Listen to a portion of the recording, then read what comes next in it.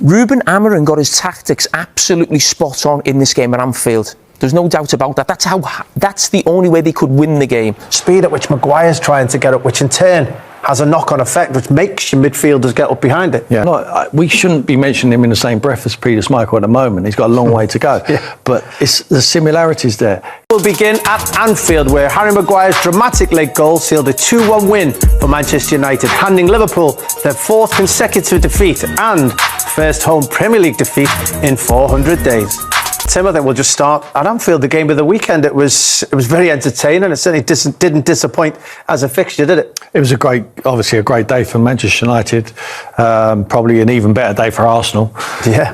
After the results come in. But I'm pleased for United. I think they need something to build on, and I think this might be the catalyst. You know, Ruben Amorim's taken a lot of stick.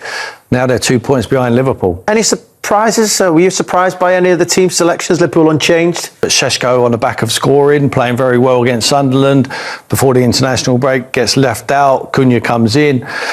You'd have to say, if you're a manager and you win the game, you got it right. Yeah, absolutely. And, you know, you talk about Šeško not being in the team. That was the big decision, wasn't it, for Ruben Amorim? But they had a game plan. And Manchester United goalkeeper Lemans was speaking to The Athletic today just to say about their game plan. And he said, we know how they press, man v man. So being realistic coming into Anfield, it's quite difficult to build up with defenders. We made the decision of going long and to do it second ball, even though we didn't really have a target striker. How we scored first. It was very clear right from the first whistle that everybody within that Manchester United squad, team, coaching staff had a real game plan of how they felt they could win at Anfield. Well, they did it at home to Sunderland. They went long. Lemans can kick. He can kick a long way off both feet. I'm not sure about his build-up play. We haven't seen it yet, but I think it's a good decision from the manager to say, you know what, let's not play out around our box. Let's not give the ball away in poor areas where we lose possession and it ends up in the back of our net, and then the pressure's on a young goalkeeper I'm given an opportunity to.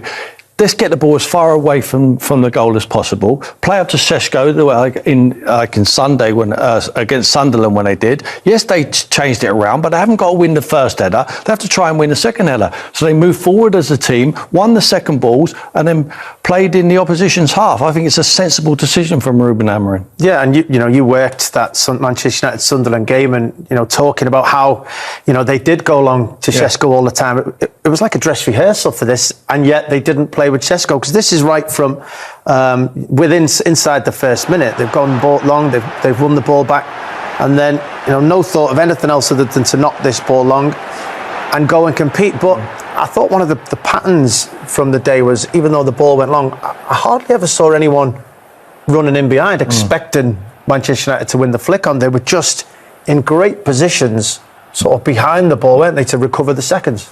I think it's sensible. They know they're not going to, up against Van Dijk, Kanate, not going to win the first ball. I was surprised how many balls they headed, the Liverpool defenders. I thought they would have let a few run, head back to the goalkeeper, clear the play up. But they headed it straight back into an area where Man United were pretty much populating. And it was a game plan. It was a game plan for them to do that. And I think it worked quite well. Well, it did. It worked very well. And, if you don't win the first header, it's important to win the second one. But they kept competing. They allowed these moments in the game. And I thought this was a poor decision we're going to see from Van Dijk. And I thought just by stepping in for this next one, leaving that space in there. And I think Manchester United was so quick to spot that opportunity that, yes, he's just stepped into that area. Yeah. Ball comes outside to Ahmed. And look at now, there's your goal scorer, Bryan Mbeumo. In that position, seeing that opportunity. Yeah. We don't see Virgil van Dijk get himself in a bad position as often as maybe we saw. If we're saying it's a bad decision to step in, it was also a bad decision not to run back. Yeah. As quick as you possibly can, because he's looking to blame Kanate here. For me, he has to be busting a gut to get himself back into that position. But he doesn't. He's ambling back. He's almost too cool to sweat.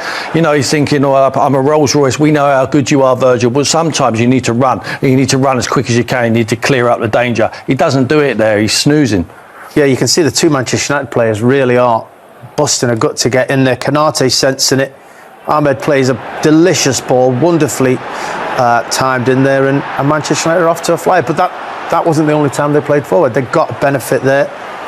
And, they were then making sure that they got forward as often as possible. You see, there's no thought of, how often in the Premier League, if there's that much space to a defender, do we see them given the ball? But not a moment's thought to it. See Casemiro in the middle saying, play the ball forward. There you go again. Nobody making a run beyond the ball. Nobody in a position to get forward. Just recovering that second ball. And go from there. Suddenly, instead of playing out from the back, instead of trying to have 15, 20 passes in your own half, risking the ball, you've now got one of your better players in possession all the way up here. It's just common sense. And it's exactly what, when you look at the goalkeeper's done very well. He's had 2 very good games. But it's like Peter Schmeichel. It's not. We shouldn't be mentioning him in the same breath as Peter Schmeichel at the moment. He's got a long way to go.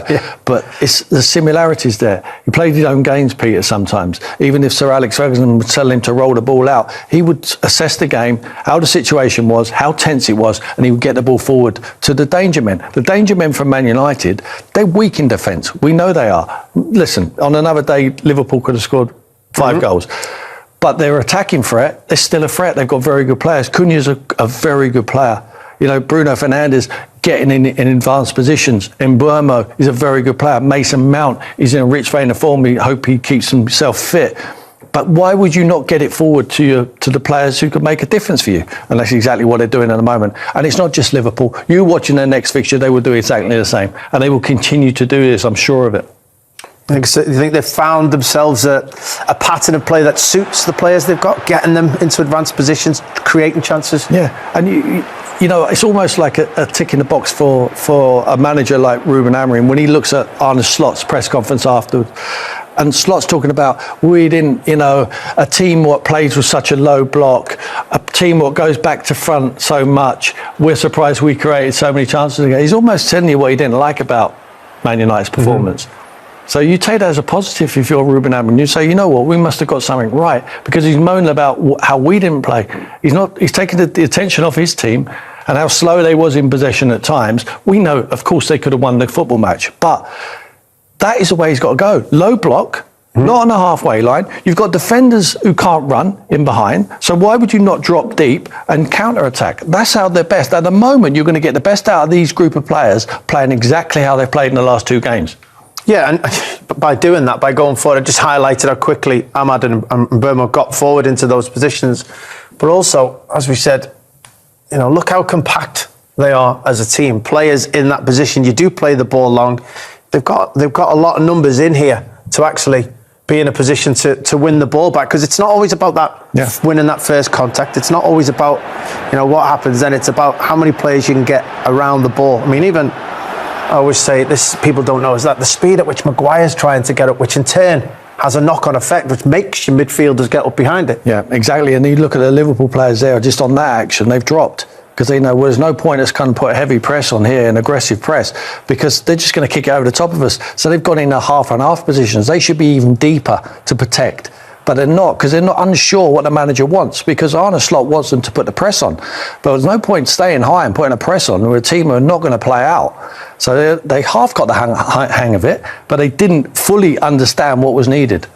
Yeah, absolutely. And again, no interest in Mbeumo actually trying to win that flick on. They don't want that. That'd be an easy ball for Liverpool to pick up. What they do is they win the second ball. And now they're playing, get the ball into wide areas. Yes, lacking bodies in the box. They have to put the extra pass in to build forward. But at least they've got a wee bit of control in the game, which is what they haven't had for many, many months. It was all game long. I mean, look how, Anfield, everybody just in that compact little place. No thought of getting ourselves into these areas and leaving ourselves exposed at any point in the game. No one behind. Yeah, it's just a token jump. Again, no one concerned about winning the flick on, as you said. People just ringing that situation, be in a position to win the next ball. Yeah, because you're together. So if you do lose possession, it's if the ball drops to one of the midfield players of Liverpool, they're close enough. They can all hunt as packs. They go in together rather than being stretched all over the field.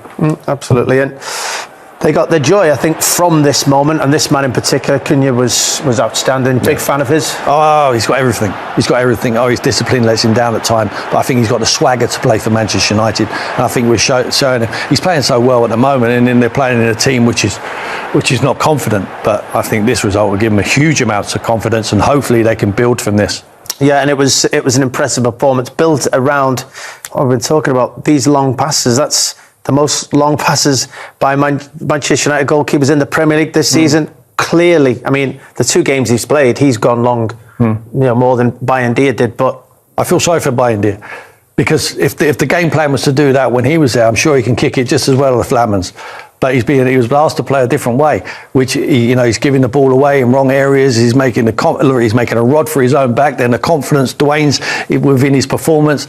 That is the way to go forward, especially with a young goalkeeper. He's put him in the team. Stick to how you're playing at the moment, because he's obviously capable. He demands the area, comes and takes crosses. He's a decent enough shot stopper, and they're not asking him to do something he's not comfortable in doing, which is playing out around the box. Yeah, and as a team, they went forward.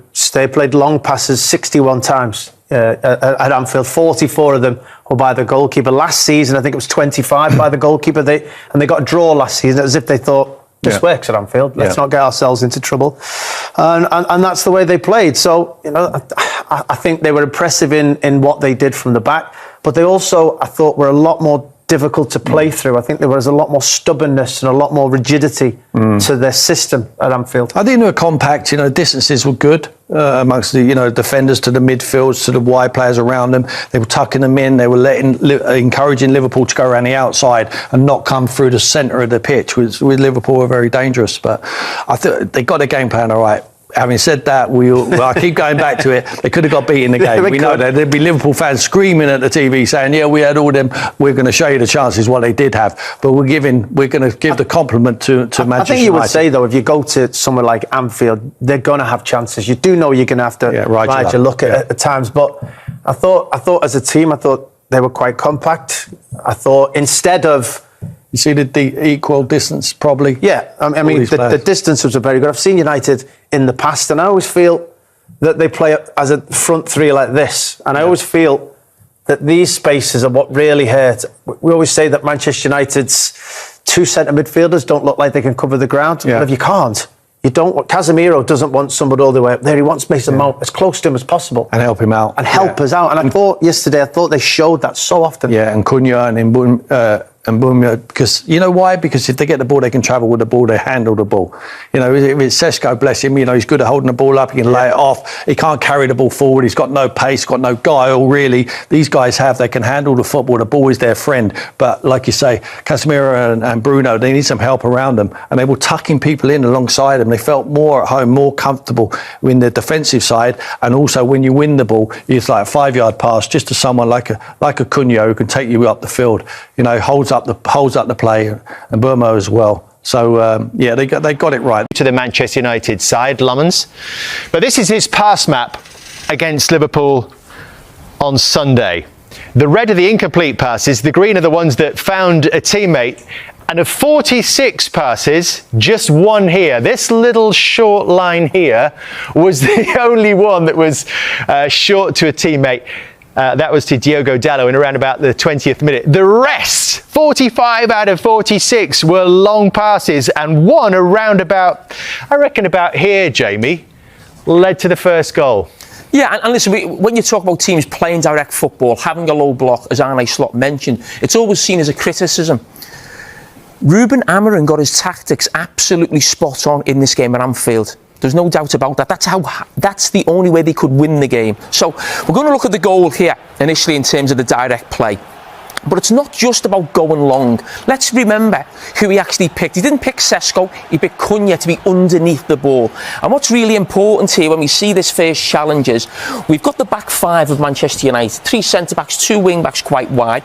But the really important thing here to note is how narrow these players are here underneath the ball. So it's not just go long, it's about picking up the second ball. Another really important point is nobody ever goes for the ball in behind in terms of a flick on or if Virgil van Dijk misses it. So again, I mentioned Cunha being a little bit deeper than maybe a Sesko would be. So it was all about maybe we don't win the first ball, but we pick the second ball up here, and look how narrow the Manchester United 5 players are here. And that's where this goal comes from. Then Harry Maguire wins it again. And because of the initial position of these players, look how narrow Mason Mount is. Bruno Fernandes does really well. Liverpool a little bit unfortunate, the McAllister one, there's no doubt about that. But I just want to stop it here. That is where the goal is going to be scored, here. Now, we mentioned Virgil van Dijk, me and Gary, a lot on commentary, that he's got to get back quicker, and there's absolutely no doubt about that. But the guy alongside him, Konate, who I thought had a brilliant game, has got to do the same. So when Diallo is on the ball now, Konate is the closest man to getting to where this ball is first of all. So he's 27 yards away. Then we look at where Virgil van Dijk is. He's 30 yards away from that. And then you look at where Mbeumo is there. He's 31 yards away. Now, what I would say is, if that was me in Virgil van Dijk or Konate position, maybe he beats me to the ball. But these are 2 of the quickest centre-backs in the Premier League, and they've got to start on him as well, and they've just got to do more. They've got to sprint back and get there before he does. But it's a brilliant start for Manchester United, no doubt, as I said, so early into the game, and we see it from a different angle as well here, and probably just highlights a little bit more as well on Konate. And could he get across in that position? But you see Manchester United keeping the ball alive. Again, as we mentioned, numbers centrally. And the 2 centre-backs have just got to get back. But fair play to him. He's busting a gut to get in there. Bryan Mbeumo, right foot, and they find themselves 1-0. And he created other chances. And again, I just want to look at this sort of setup again. Harry Maguire. Now look at Casemiro, go long. Look at the manager down here. He's not even looking at the game. He's not watching. He knows this ball is going long. Again, no one running in behind to try and get on the second ball. In behind. Normally that happens. Again, look at those 5 players inside. Again, the 2 central midfield players and the 3 attacking players really narrow, really together to make sure they pick up the second ball.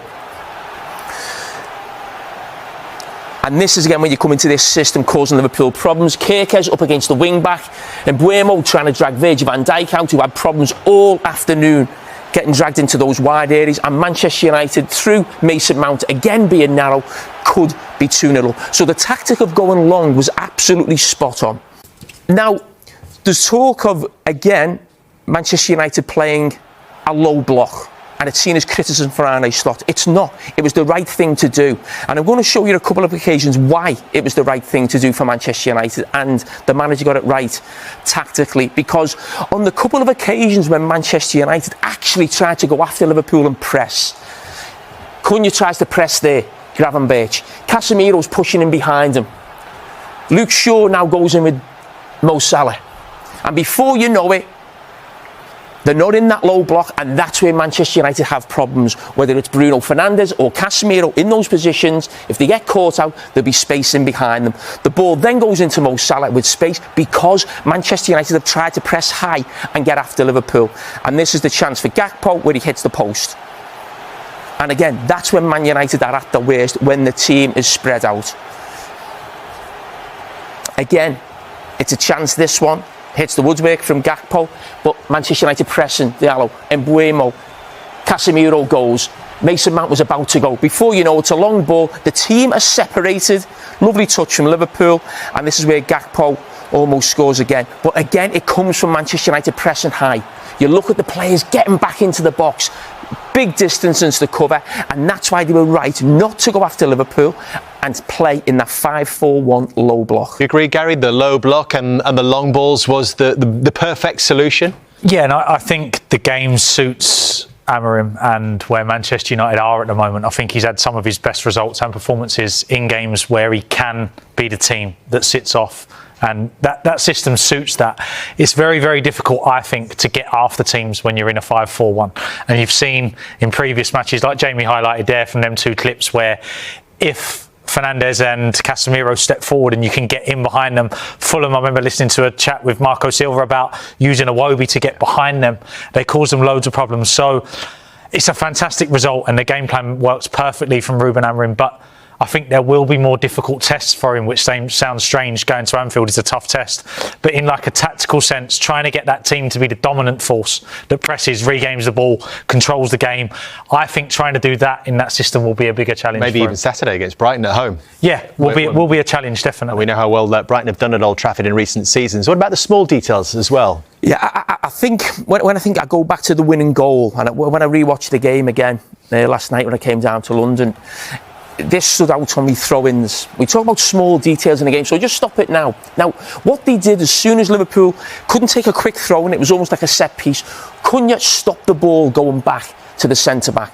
And Buemo here on this side, we know where he normally plays, normally from this side. He is so narrow from a right-sided attacking player. So what that's about is almost being man-to-man from the throw-in and lock Liverpool in, and don't make it easy for them just to go round the back to the goalkeeper and out the other side. So we see the problems Liverpool had with throw-ins. They make a challenge, they get the throw-in again now with Conor Bradley. Again, the same setup. Look how narrow they are on this side. Again, stopping the ball going back to the centre-back. It's a poor throw-in from Conor Bradley. Manchester United win the ball easily. Ball comes out this side, goes out for a throw-in now. Carragher wants to take the throw-in quick. Keep an eye on this guy here. He's dropping in, but he realises his job is to go here and stop the ball coming to the centre-back. He's now screaming at Casemiro, you've got to get in there and stop the ball going in there. Now they locked him in. Mason Mount comes over from that side, really narrow. Now it's a man-to-man system here, stopping the easy ball to go back and Liverpool to build round the other side. And Carragher, as I said, he's not quite sure what to do. He's looking round, he's looking for help. Listen, he gives a foul throw away. Now, the reason I'm showing that, because it takes me to the winning goal. Now, this is Manchester United late in the game. We now know Szoboszlai has gone to right back. Now, there's been a lot of talk about a really poor throw-in from Szoboszlai from Liverpool supporters, and yes, that is true. But this little detail of Manchester United that they've been doing right throughout the game has helped them win the game. Sesko comes on, stops the ball going to Canate, and Buemo there is very narrow, as we've highlighted. He then takes a risk, throws it back. Because he's narrow, he can close the goalkeeper down and make it difficult for him.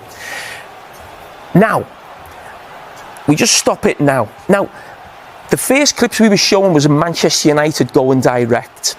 Okay, this is still the same situation. It doesn't matter that it's the Liverpool goalkeeper going direct or it was the Manchester United goalkeeper going direct. There's a challenge to be won here, and you need bodies around the ball for the second ball. So we've seen Virgil van Dijk headed before.